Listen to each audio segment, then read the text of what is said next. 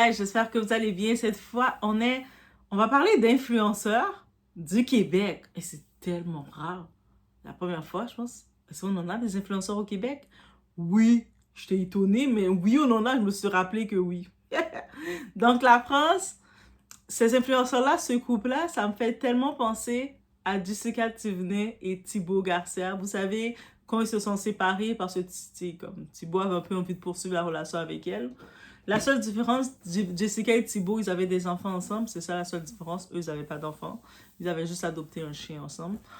Mais bref, et on voit le schéma.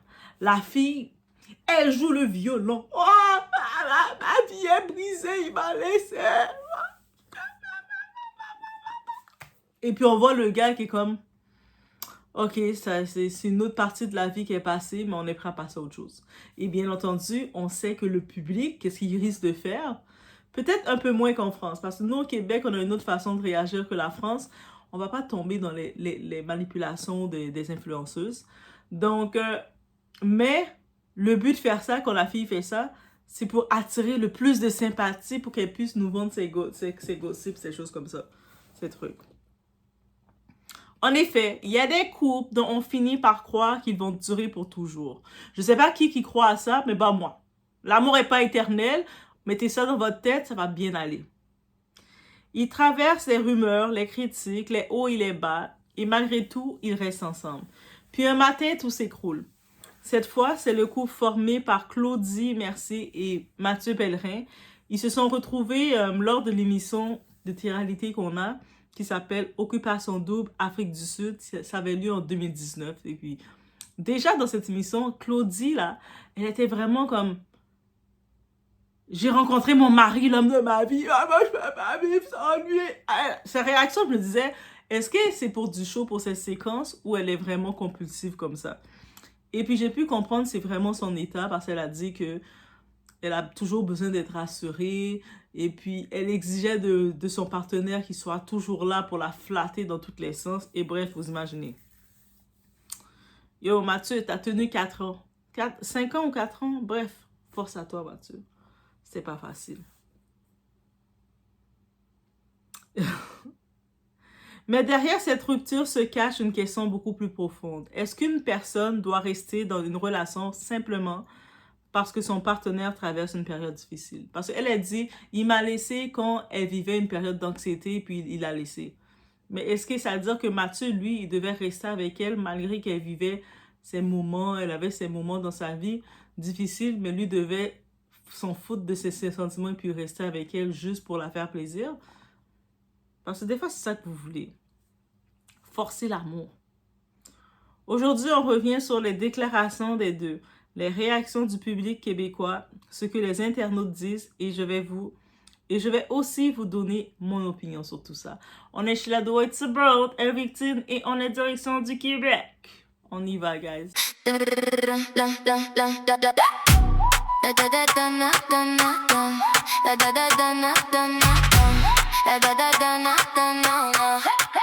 La Doha TV, baby. J'ouvre la porte, tu viens. Tout ce qu'on vit, tout ce qu'on aime. Dans la poche, dans le matin. Viens avec nous aujourd'hui. Tu vas voir, tu vas sentir. On dit vrai, on dit fort. Et la nuit veut revenir. La Doha TV, la Doha TV. It's about... Retour sur les faits. Pendant des années, Claudie et Mathieu représentaient l'un des couples les plus appréciés et qui sont issus de l'émission Occupation Double. C'est un show de télé-réalité de dating formé un couple. Ils avaient acheté une maison, ils étaient fiancés, ils parlaient d'avenir. Bref, pour beaucoup de Québécois, ils étaient la preuve qu'OD pouvait créer de vraies histoires d'amour. Mais samedi, Claudie a annoncé la fin de leur relation dans une série de stories Instagram. Une vidéo remplie d'émotions, les larmes, la voix cassée, tout ce qu'il faut pour créer les émotions, guys. Elle dit être complètement dévastée. En même temps, elle dit, à un moment, dans l'émission en 2019, ça faisait même pas 2 semaines qu'elle avait rencontré le gars. Elle disait, c'est l'homme de ma vie. Elle m'avait fatiguée, elle m'avait épuisée. Je respirais, j'étais... Je respirais tellement que ça m'avait énervé. Mais là, maintenant, après 4 ans, j'imagine qu'elle est dévastée. Selon elle, Mathieu aurait vécu une expérience qui lui aurait fait remettre sa vie en question et comprendre que leur futur ne passait plus ensemble.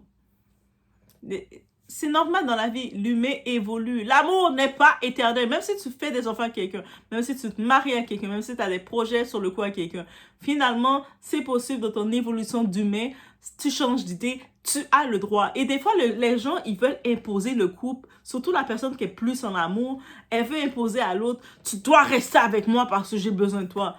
Mais la personne, c'est un couple, c'est à deux.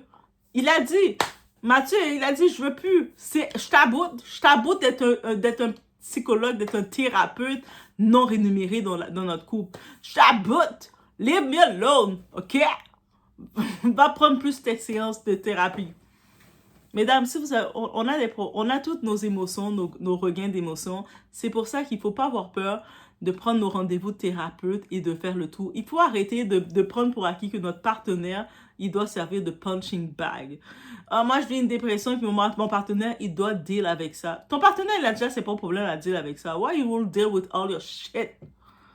Yo. Déjà, quand je voyais dans leur relation qu'il disait, moi, je veux pas d'enfant. C'est parce qu'il regardait la femme à qui il était, il a dit, I don't want kid. Imagine mes enfants sont aussi névrosés qu'elle. I don't want that. Non, désolé, c'est comme ça.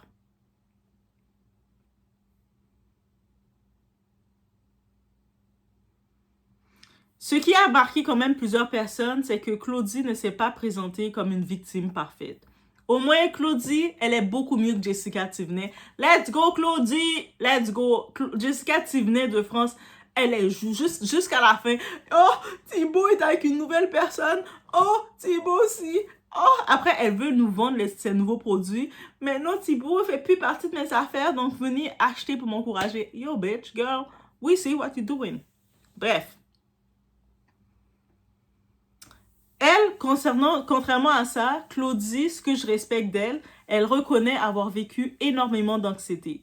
Elle explique avoir beaucoup déversé ses émotions sur son conjoint durant la dernière année. Donc, la dernière année, elle l'a mis à bout. Donc, des fois, les couples, ça a l'air parfait, mais elle le dit, elle l'admet, elle est honnête. C'est ça, le Québec face à la France, il n'y a pas. Nous, le Québec, on est direct, on est carré. Donc, elle le dit. Pendant la dernière année, là, je l'ai donné de la misère. 1, j'avais mes crises d'anxiété. 2, je l'ai versé mes émotions.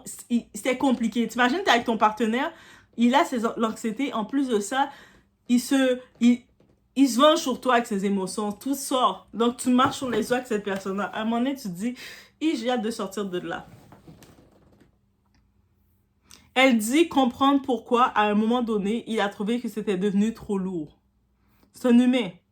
C'est une confession qui a touché énormément de gens et ça, c'est le respect que j'ai à elle pour ça parce qu'elle joue pas la victime. Tandis que elle, Jessica Thivenet, oui, je fais les comparaisons de va-et-vient. Jessica Thivenet, elle, le contraire.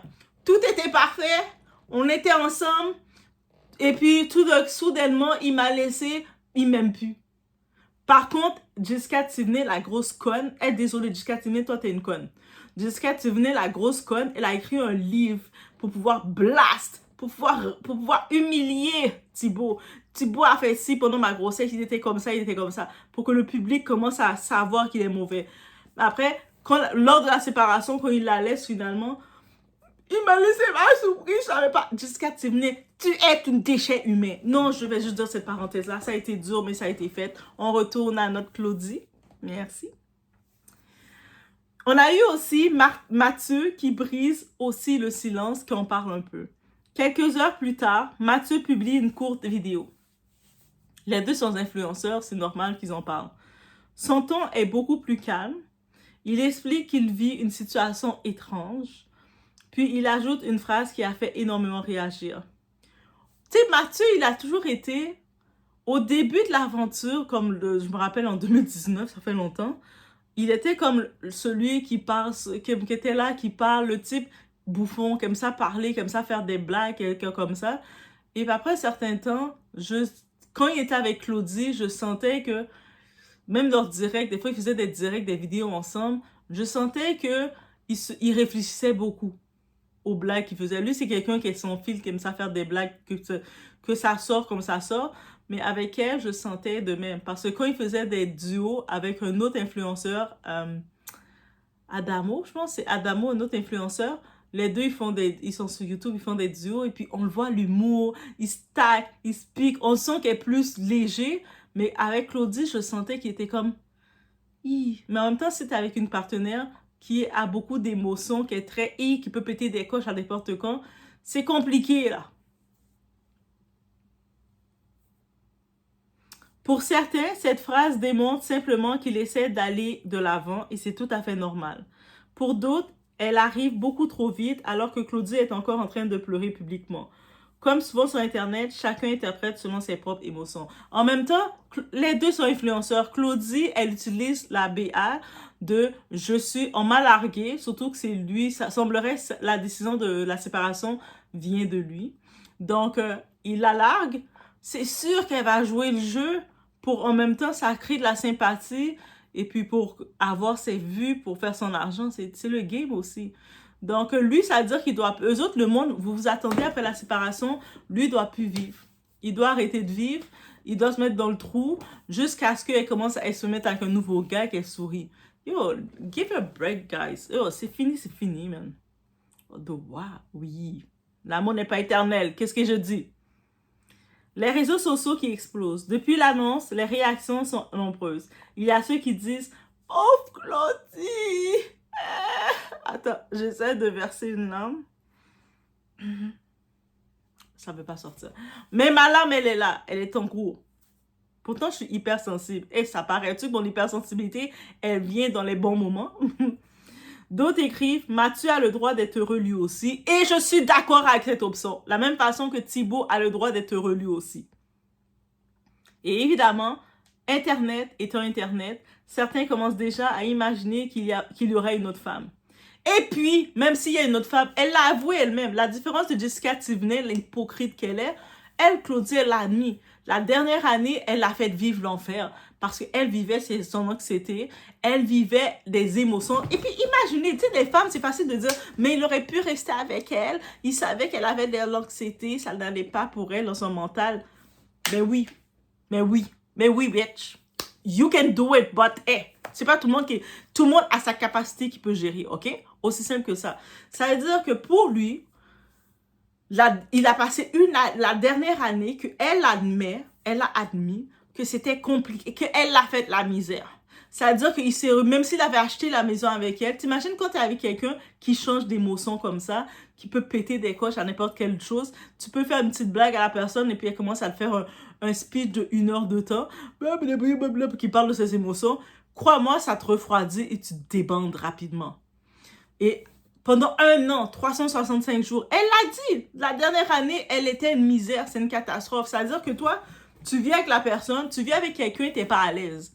T'imagines le ressentiment de cette personne-là. Vous pouvez le souhaiter que lui devait rester et tolérer ça. À quel niveau qu'il devait tolérer ça? Le type, ça faisait 4 ans, 5 ans qu'ils étaient, 6 ans. Okay. Ça faisait un temps qu'ils étaient ensemble. 2019 jusqu'à 2026. Ça fait combien de temps? 6 ans.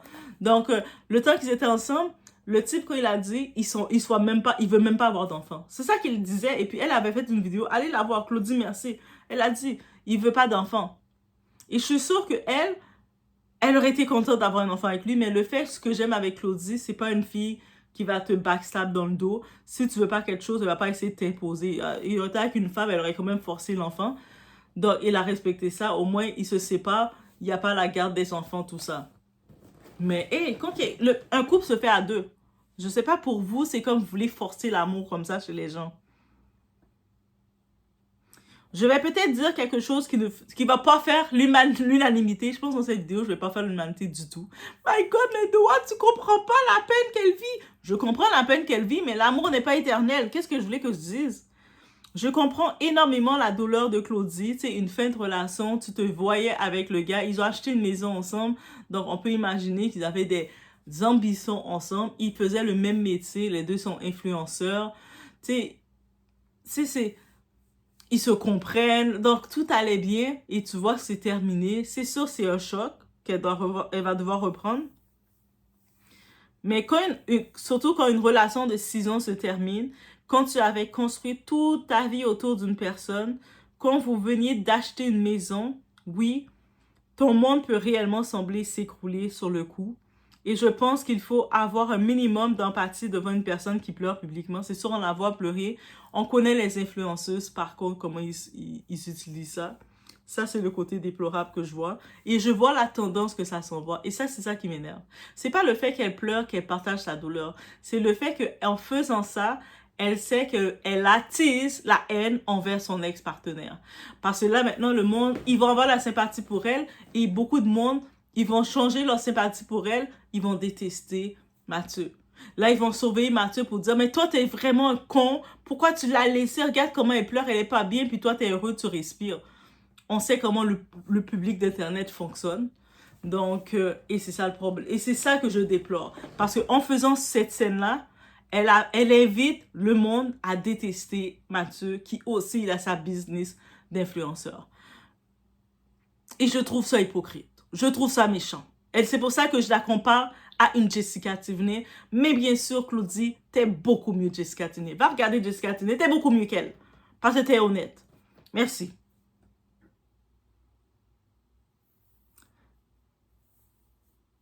Par contre, l'autre côté, je comprends aussi Mathieu. Parce qu'on oublie souvent une réalité. L'amour ne suffit pas toujours. Même si tu peux aimer une personne, mais finalement, quand tu regardes, je me sens plus bien. Je ne me sens plus bien avec toi. Je ne sens pas poursuivre avec toi. Donc, je dois rester avec toi juste parce que... Non. Une personne est-elle obligée de rester? C'est la question. Si ton partenaire souffre d'anxiété, s'il traverse une dépression, s'il est constamment en crise, s'il te demande énormément d'énergie, parce qu'une personne à ce niveau-là, elle l'a reconnu pendant l'année. Donc, cette personne-là va te demander beaucoup. Et toi, tu as ta propre vie à vivre, tu as tes propres projets à faire, mais quelqu'un qui te demande beaucoup à un certain niveau, mais tu as besoin d'être rempli aussi. Tu es vidé. Est-ce que tu es obligé de rester? Pour moi, la réponse est non. Tu n'es pas obligé de rester. On peut aimer quelqu'un très fort et reconnaître qu'on n'a plus la capacité émotionnelle de continuer. Ce n'est pas forcément un manque d'amour. Parfois, c'est simplement que la relation est devenue trop lourde à porter. Et rester uniquement par culpabilité finit souvent par rendre les deux personnes malheureuses. Et beaucoup de personnes, ils aiment mieux te voir malheureux que te voir heureux avec quelqu'un d'autre. Et ça, c'est triste. C'est pour ça qu'il y a beaucoup de crimes passionnels. Et ça, c'est triste. À cause de cette mentalité. Mais reste avec moi quand même. On a déjà bâti ensemble. Reste et supporte-moi. Ce qui me dérange beaucoup sur l'Internet, ce qui me dérange le plus, ce n'est même pas la rupture, c'est la vitesse avec laquelle les internautes cherchent un coupable. Il faut absolument que quelqu'un soit le méchant. Soit Mathieu est un monstre, soit Claudie est toxique. Comme si une séparation devait forcément avoir un vilain. La réalité est souvent beaucoup plus complexe. Deux personnes peuvent sincèrement s'aimer et ne plus réussir à avancer ensemble. Ils sont arrivés à la fin de leur chapitre. Aussi simple que ça. Et depuis hier, je vois énormément de commentaires. Certains disent déjà que Claudie va transformer cette séparation en contenu, qu'elle va lancer plusieurs vidéos, qu'elle va envoyer des pics à Mathieu. Personnellement, je préfère attendre. Et si elle décide de le faire, mais en même temps, c'est sa job. Elle est influenceuse. Elle fait son contenu, elle a sa chaîne, elle a ses choses. Laissez-la monétiser sa peine d'amour. Parce qu'aujourd'hui, on ne le sait toujours simplement pas qu'est-ce qui va se faire, mais elle a déjà annoncé, elle a pris le devant pour annoncer la séparation. Et puis, il faut savoir aussi, même si elle le fait, il faut aussi comprendre, une créatrice de contenu raconte souvent un peu sa vie. Donc, si elle décide de le faire, c'est tout à fait normal. Ça fait partie de son processus. Elle a passé 6 ans avec son gars. Ils se sont beaucoup affichés. Ils ont beaucoup présenté leur moment. Oui, elle va utiliser sa séparation comme contenu. C'est un peu normal. Partager une rupture ne signifie pas automatiquement vouloir attaquer son ex. Et de ce côté-ci, je pense qu'elle va pouvoir bien le faire parce qu'elle a quand même été transparente sur le fait que c'était compliqué à cause de son état avec tout ça. La dernière année, c'était plus compliqué. Donc, j'ai confiance qu'elle va, même si elle l'utilise de par ce contenu-là, cette partie de sa vie, elle va le faire de façon propre. Elle n'est pas une vicieuse comme Jessica Tivenay. Ah, j'aime ça envoyer des pointes à Jessica Tivenay. Si dans le futur, elle publie des messages visant directement Mathieu, alors chacun pourra juger ses publications à ce moment-là. Sinon, je ne pense pas qu'elle va le faire directement méchamment. La réflexion plus large. Cette histoire rappelle aussi quelque chose. Les réseaux sociaux montrent souvent le meilleur d'un couple. J'ai vu du monde dire, mais maintenant, je ne crois plus en l'amour. C'est-à-dire, toi, tu regardais un couple d'influenceurs que tu côtoies pas pour juger que ça représentait l'amour pour toi. Va consulter. Va voir une thérapie. Merci. Que ce soit tu vois les voyages, les projets, les fiançailles, la maison, les sourires, mais personne ne voit les conversations difficiles, les disputes, les silences, les nuits où un couple se demande s'il peut encore continuer. Une photo parfaite ne raconte jamais toute une relation. Et je me rappelle, j'avais vu une fois dans un événement un couple d'influenceurs et qu'on voit sur les réseaux, ils sont très beaux ensemble. Mais moi, je les avais aperçus dans le backstage d'événements. Ils se parlaient comme chien et chat, là. T'entendais un japper et l'autre miauler, là. T'entendais miaou, t'entendais ça. Après, quand j'ai passé, j'étais comme, ils se guisent, ouais. Après, tu les vois, quand ils se retrouvent devant le monde, c'est comme, il la prend par la taille. Et quand j'ai vu ça, c'est comme, mais c'est ça, arrêtez de rêver quand vous voyez les couples. Oui, vous pouvez mettre un like, dire c'est mignon, mais arrêtez de visualiser ça comme le couple parfait, le couple goal. La photo parfaite, ça raconte jamais toute une relation.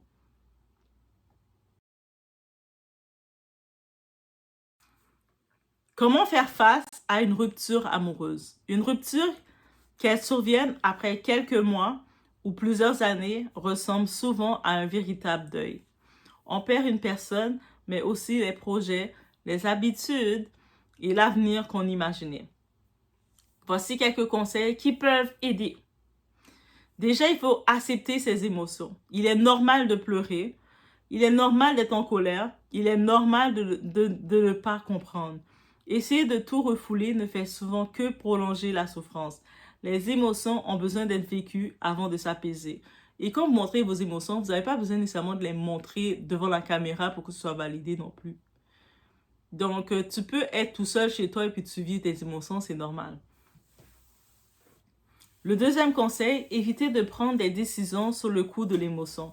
Après une séparation, plusieurs veulent immédiatement vendre la maison, quitter leur emploi, déménager ou commencer une nouvelle relation. Prendre quelques semaines pour retrouver un peu de stabilité permet souvent de faire des choix plus réfléchis.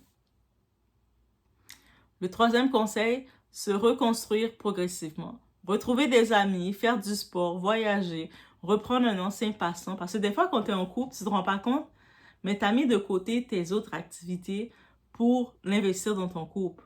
Peut-être tu avais l'habitude de faire tel type de dessiner, d'aller au parc lire.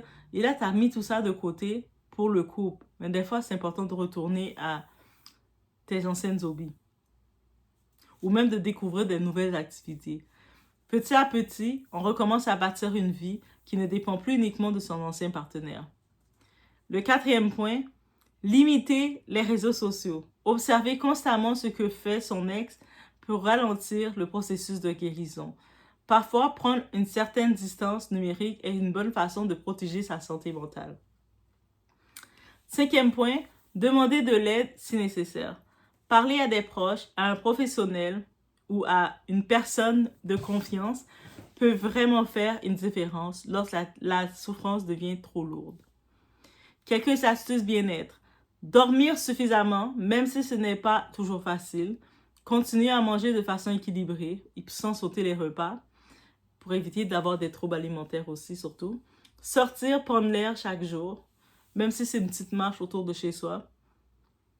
Écrire ses pensées dans un journal ou même tu te fais une pancarte et puis tu te laisses aller.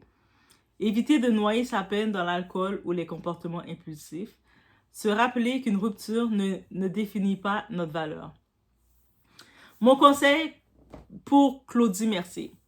Si je pouvais lui donner un conseil, ce serait celui-ci. Ne te sens pas obligé de transformer immédiatement cette douleur en contenu. Tu vis probablement l'un des moments les plus difficiles de ta vie. Prends le temps de guérir avant de répondre aux critiques ou aux spéculations. Les émotions d'aujourd'hui ne seront peut-être pas les mêmes dans quelques semaines. Protège ta paix intérieure avant de protéger ton image publique. Prends le temps pour toi pour te retrouver. Tu sais, même si, oui, tu as annoncé ta rupture comme vous étiez un peu partenariat aussi dans votre business.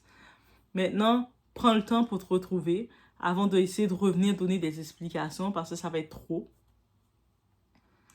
Mon conseil à Mathieu Pellerin.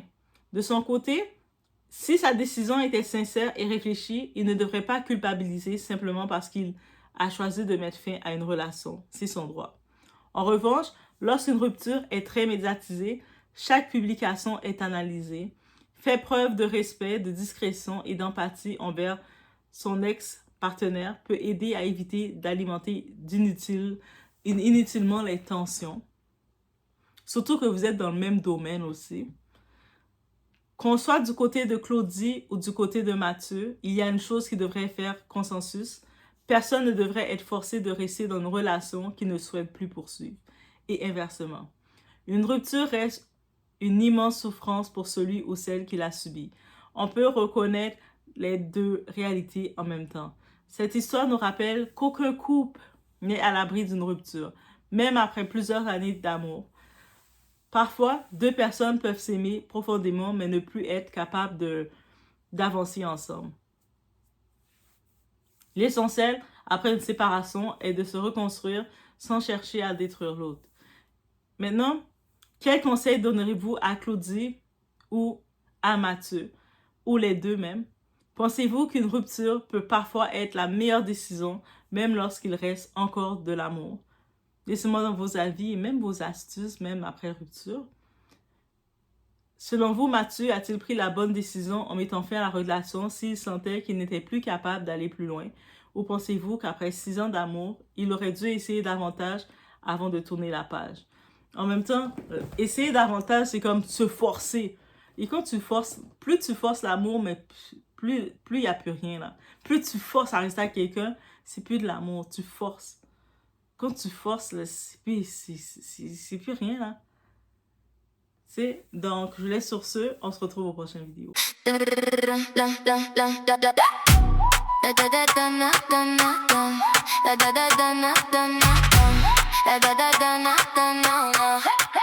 La Doha TV baby, j'ouvre la porte, tu viens.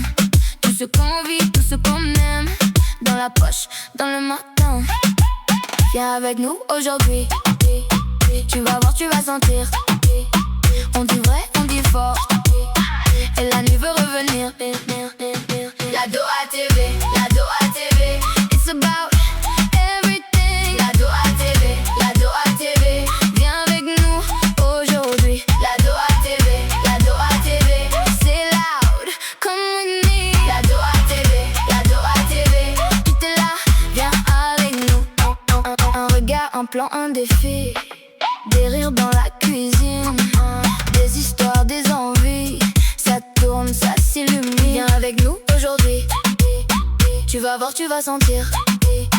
On dit vrai, on dit fort. Et la nuit veut revenir.